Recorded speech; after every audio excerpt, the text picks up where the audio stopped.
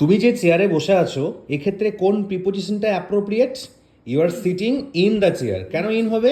কারণ এখানে এই আর্মস রয়েছে বা হাতলগুলো রয়েছে। তুমি এবার এই চেয়ারে বসো, তো আমি এখানে বলতে পারি Arunangshu is sitting on the chair. এখানে কেন অন দ্য চেয়ার হবে? কারণ এখানে কোনো আর্মস নেই, কিন্তু তোমার পেছনে একটা ব্যাক রেস্ট আছে, যেমন এই চেয়ারের পেছনে ব্যাক রেস্ট আছে।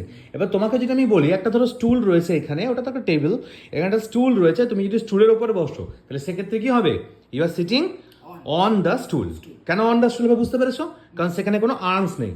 ঠিক আছে, I am sitting on the bed, আমি বিছানার উপরে বসে আছি, আমরা অন ক্ষেত্রে ইউজ করতে পারি। He is sitting on the table, টেবিলের উপরে যদি কেউ বসে থাকে সেক্ষেত্রে আমরা অন ইউজ করতে পারি। ঠিক আছে, তাহলে অন মানে কি? একটা ফ্ল্যাট সারফেসের উপরে যদি কেউ বসে থাকে সেক্ষেত্রে অন।